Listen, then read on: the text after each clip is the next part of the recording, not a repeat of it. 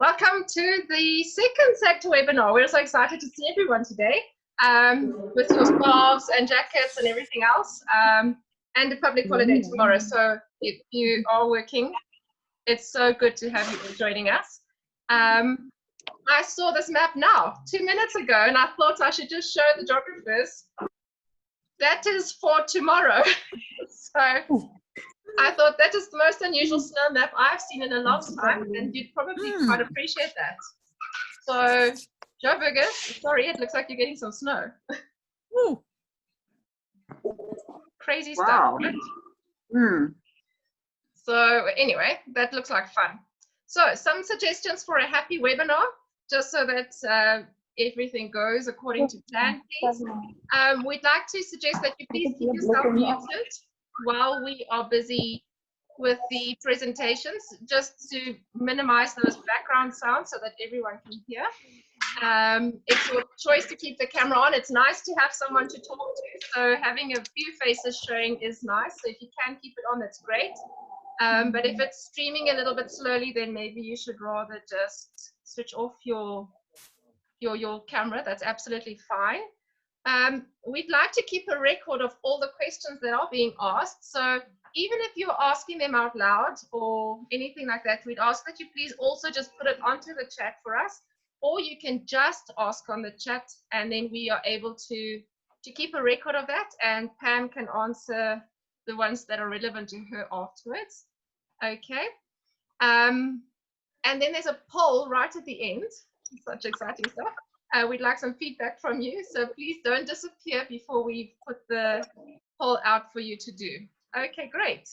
So I hope that's all fine. Have you all found the chat?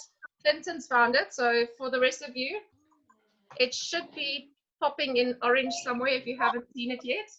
Otherwise, please, if you can find it so that you can just... you got it. Great stuff. Thank you. Okay, so our beautiful SAGTA website.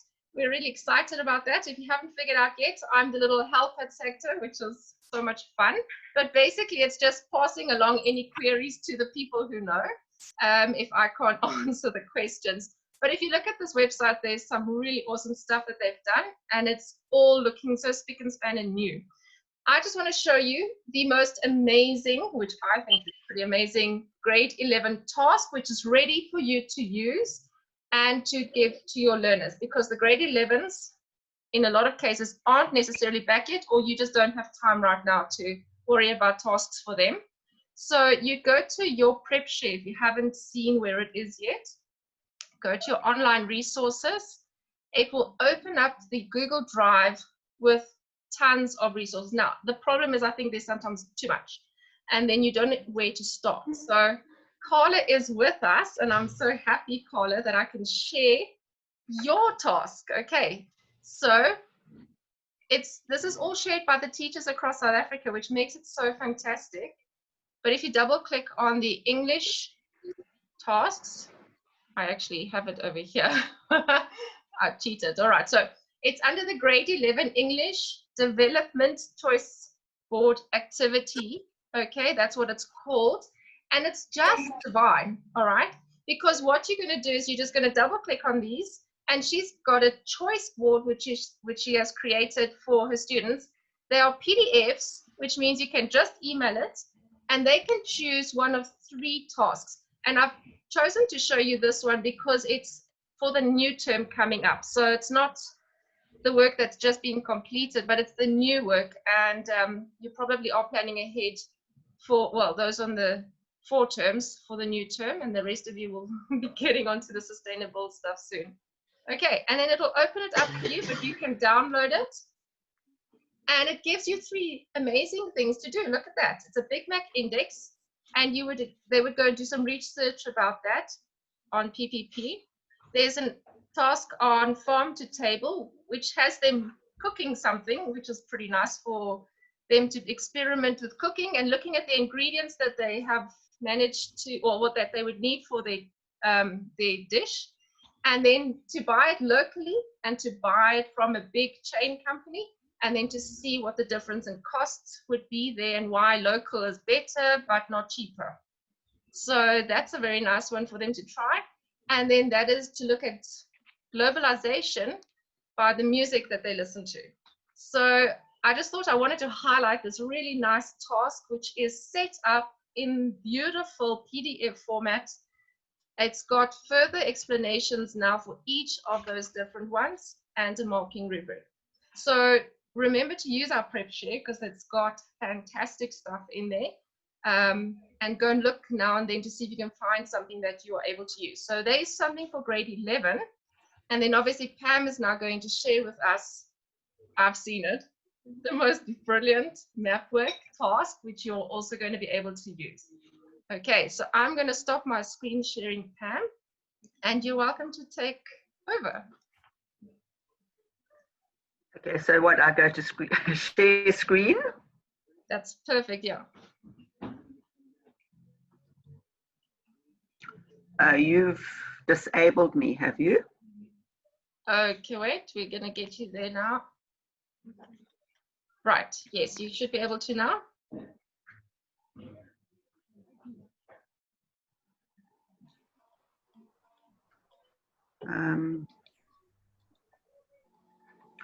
Where am I now?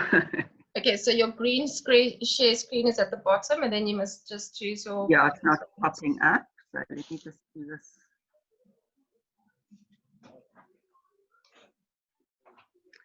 Okay, let me find it. I'm not finding it at the moment. Your screen with your PowerPoint. Now I've got that. Talking me through. You people have all been online, and this is really my first session online. Right, so I trust everybody knows we're going to be working hard. I trust you've got your little kit there. You got everything ready for some hard work.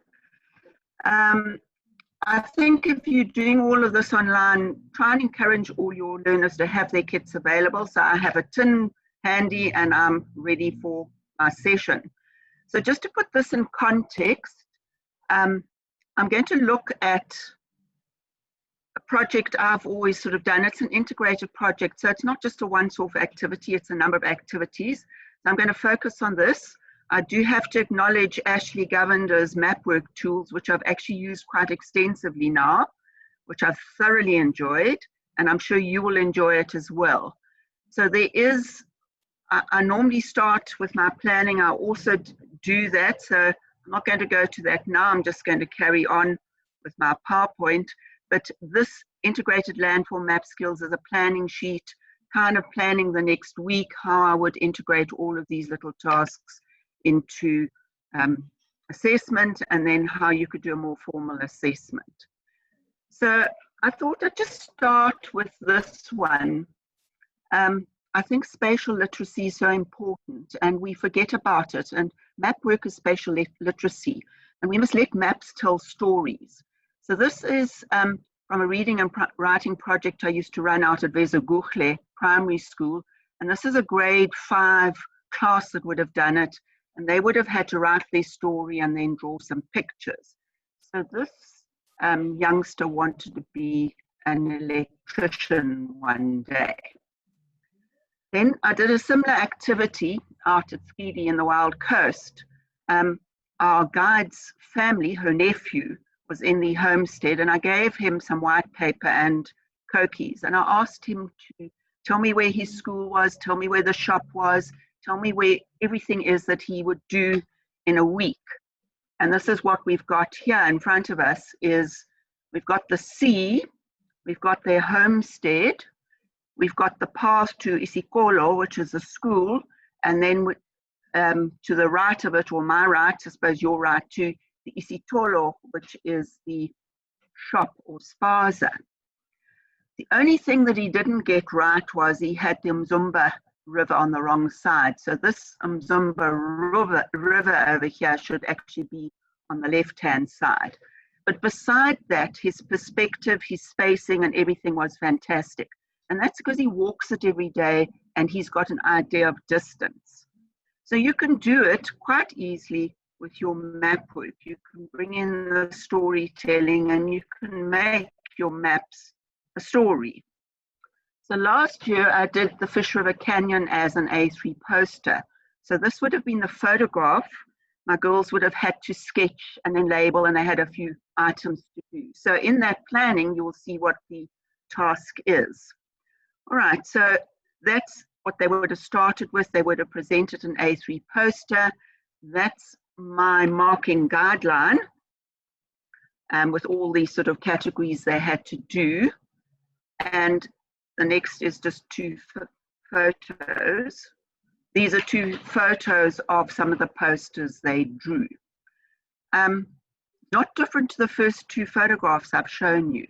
So I think it's quite important that we use map skills in a different way, not just with a map, use photographs, do drawing, doing mapping, and getting them to kind of interrogate the environment through other options. So what are we going to do? So you've all done field sketching? Remember it?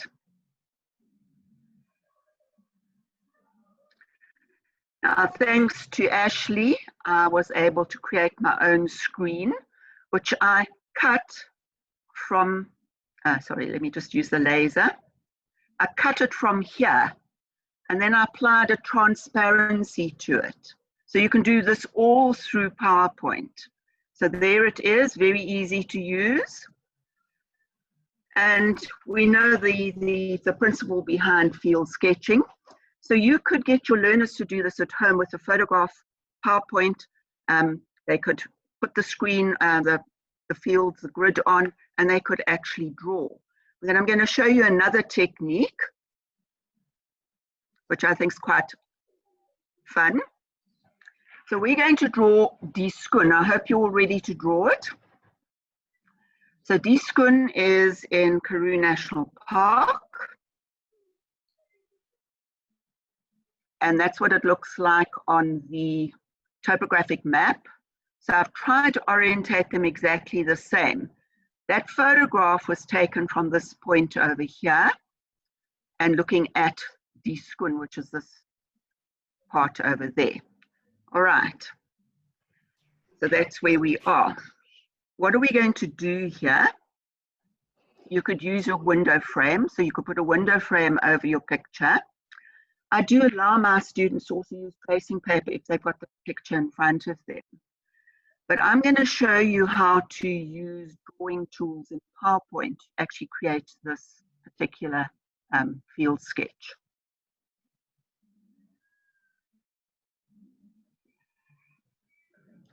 So there we are again. The first thing I am going to do is apply my grid. And then you take, you insert, and it's a squiggly line. So it's not a straight line, it's a squiggly line. And you just draw the outline. So the basic principle of this is form and shape. So there's my first sort of outline. I've kind of identified the one slope there. I've kind of given it a base, the foot of the hill. I've recognized that there's a dolerite sill there, a flat sheet of hard rock. And I've recognized that there's perhaps a resistant layer there. So that's all you really need from a field sketch. Quite simple, lines and squiggles. So for us to use this, what I normally do is as I draw each line, so if we went back, I would copy each line and paste it into the next slide.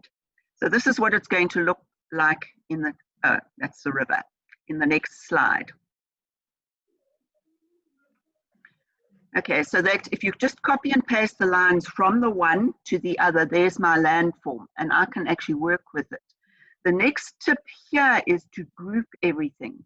So you would look at formatting and then it says ungroup, it'll be ungrouped, and you group everything. So you've clicked on every line that you've created here and you group it, and then you can actually copy it into a Word document. You can copy it anywhere. But you can do everything with PowerPoint. So it's quite easy. There's the river. I've added that later because that was drawing in other features. And if you look here, this is the screen snip that I've taken. And you can either screen snip it, but once you've locked it all in place, you can copy it across into Word. And then you've got your answer as well. And if we just put it in perspective, this looks exactly the same as the other. We've drawn everything in. I know I've gone over there, but that was just to get a little bit more correctness in the diagram. So you can't teach landforms without radial drainage patterns. And I think you need to look at definitely dendritic, radial, and I would say trellis in grade 11. Try and do it then and work it into the landforms, because it makes so much sense. And then you also need to look at things like types of flow, because definitely in the Karoo you're not going to get much more. Now, help me here, Imka, I've got you. Yes, I think you're going to have to click it on, click on it and go to your share of your internet. So I don't want layers anymore. So I want to go to, I've got to share again. That's right, yes. This is Greg sharing with us. So I've got to have a new share, is that right? That's right, yes. Okay, so I'm going to go to, is it this one here? Greg, thanks for sharing this with us.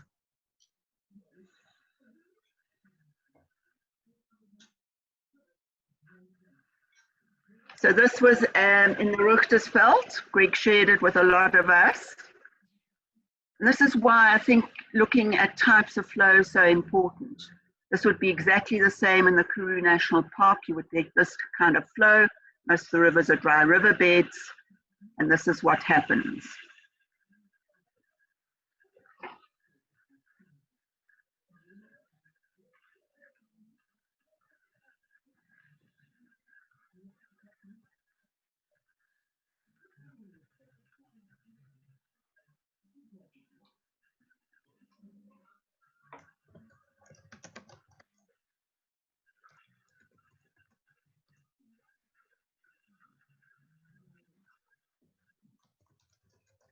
So a new share, so that is that going back to my old one? That's right, yes. Ah, got it.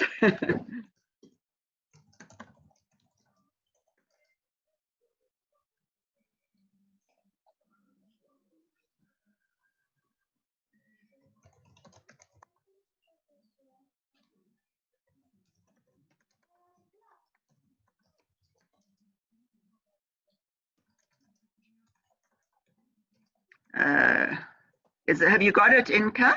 It's still coming up, I think. You can just resume your slideshow. Resume.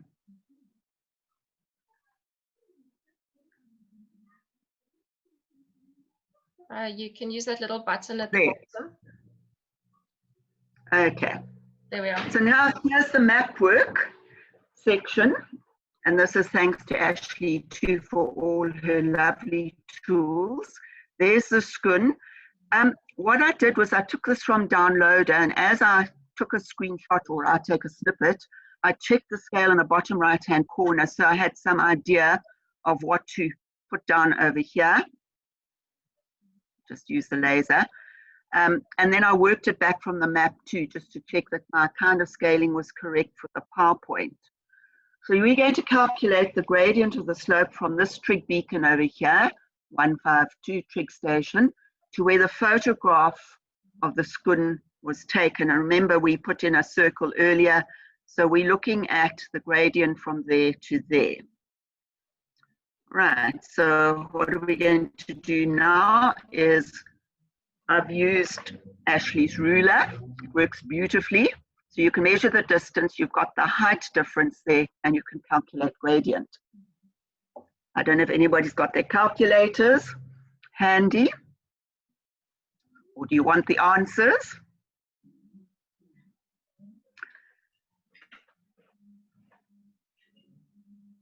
So you would have the height difference there, the horizontal distance. I've worked it back from here. I've checked it on the map and it's about correct.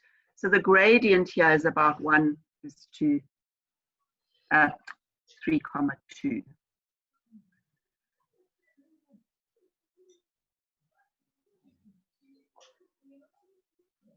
It looks something like that. And I should imagine if we go back to the photograph, that's what we're seeing.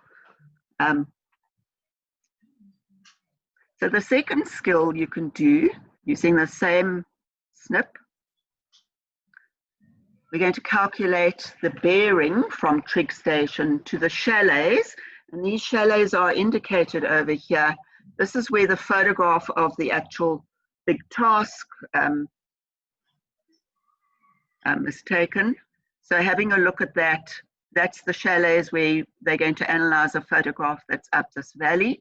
But now they need to work out the bearing. So what's quite important here when you're working on this map, I always would teach them to make sure that they've got an extended north-south line through my trig point.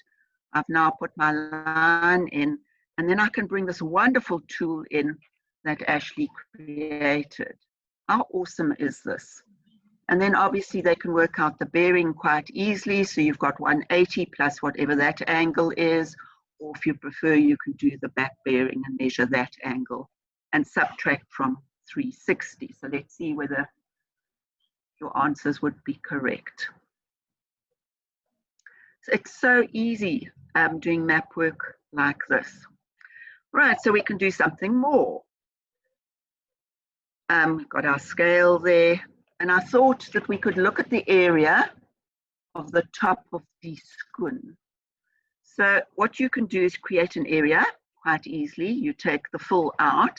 That would be my area. That's basically the flat top that you've been seeing in the photograph.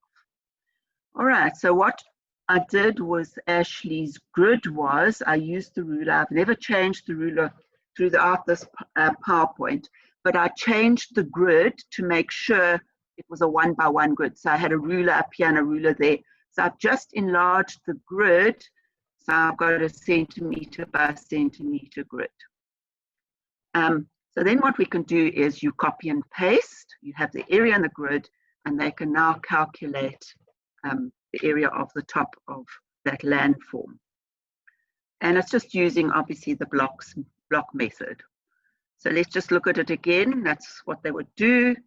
And each grid you'd have to then talk them through it, or they should know by now an area of the block. And I worked out approximately 18 squares, and then I would then multiply it out and get the area. So that's one way of doing it, and I'm pretty sure with a regular feature it would be just as easy, because then you'll just use your ruler and formula. So we can do something else. We can do another area as well. So I've gone to T-Bus, and you'll notice I've changed the scale here because this is quite enlarged. And what I know I've used it before, the area of a center pivot. So we've got a center pivot down here. There's the formula. We should provide it if we are expecting them to calculate it. I bring in my area, and if I look at it carefully enough, it's 3.4 centimeters. There's my sort of scale of my map. I can work out the diameter is 3.4, multiply by 100, get my diameter, divide by 2 to get the radius, insert in the formula. Now, Maths Lit are expected to do this, and they're expected to do this kind of calculation from a map. So I've spent the first term teaching some Maths Lit, and I was flabbergasted with the amount of geography that is in Maths Lit. And then just one last sort of tip here. You've got the good old pencil tip. When you're sitting in the classroom, can they tell whether it's a butt, a mesa, or a pointed butt? Use your pencil, use one eye, hold it in front of you, hold the pencil a ruler length away from your eye, and look at the length of the pencil, both for the height and the width of the feature. It's very easy to do that. It's very easy to use your photographs to identify your landforms. So the task you could give them now, having gone through this, there's an activity they could do, is to sketch a photograph like this. So you'd apply all those basic principles. You put your grid in, you draw everything, and you get them to label it as an A3 poster with a few other things, and this is what it could look like at the end, and this is what your marking rubric could look like. Or you could show them, give them this photograph. This is the chalets where it was taken from. So the other photograph was taken from below the shadow, the chalets. You could give them that photograph. And this is my point of reference in that it's where I actually originally saw the sketch and got the idea from. And that was actually in 2007 when I was at the Karoo National Park. How time flies. And I think that's all I've got for you. So I'm going to stop sharing, and you can come back. Inika? Right. Any questions, please? Yeah, I haven't seen anything. Right. Are there any questions, please? You can put it onto the chat and then ask as well if you'd like to unmute yourself.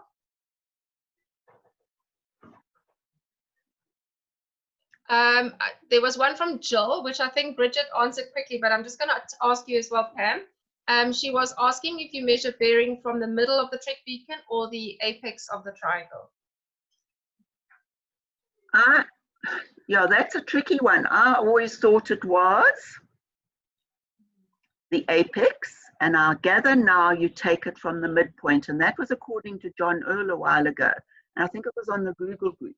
But Bridget can check, can answer that one. She said the apex. So apparently now it's changed again, back to apex. Is it back to apex? I would say it's much easier to work from the apex. But all the other features you often say measure from the middle of the block or something. I mean, which point of the block would you measure from if it was a house or a building? John, no, John says apex, okay.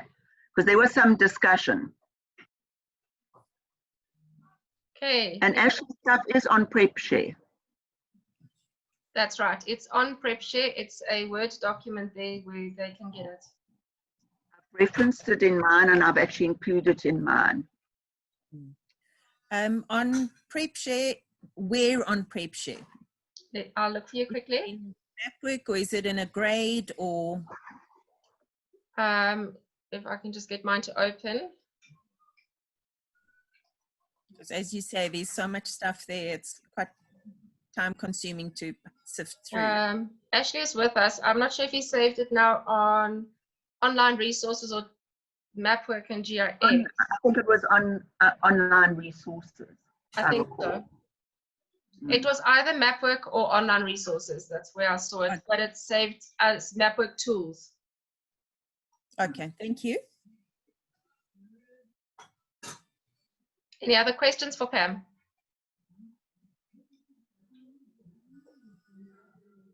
Nothing. Pam, you explained it so well.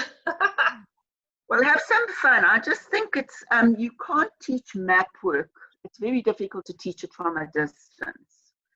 So you've got to make it come alive.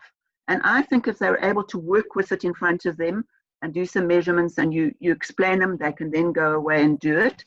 So we said we'd share a whole folder. So I've put a whole lot of stuff together on this task. So there are 2 activities and there's a integrated map task for you. And then I have shared I did similar exercise for grade 11 already.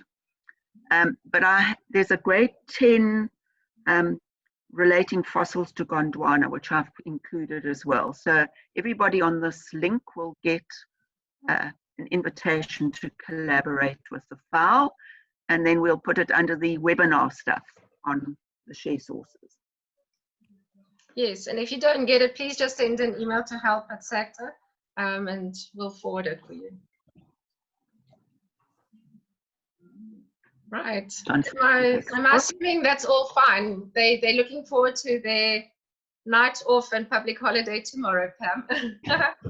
And a glass of wine. All right, Right, well then I'm going to put the poll up. So please just answer it for me on your screen if you don't mind. It helps us get some information to decide what we need to do and carry on doing.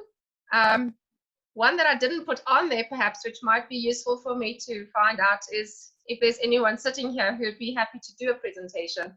If you want to do that, you can just send me an email, thank you, and then we'll put you down for the next presentation. Okay, right. Are you finding it possible to? The children love clicking on stuff, so it's a good thing to get them to do polls as well. Okay, right. I'm not doing it. Oh, you can? Can you see it? I can see it, but I've got everybody's answers here. Oh, that's because you co-host. Sorry. Okay.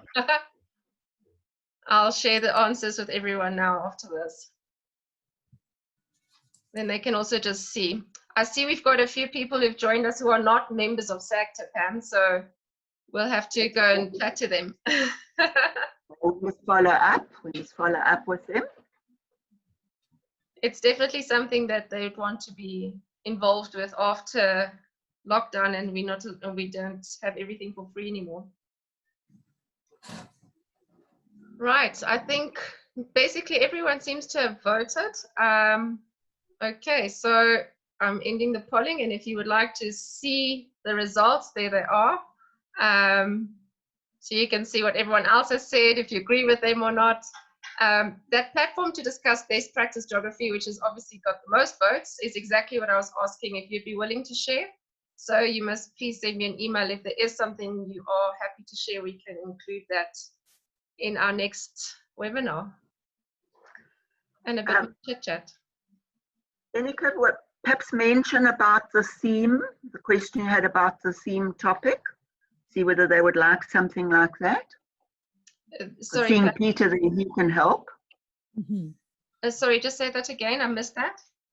Ask perhaps to show a thumbs up or something about the theme question. You know, our theme questions. Yes, I think we'll definitely have a webinar where we get some KZN teachers to help us a bit on the sugar and industrial regions.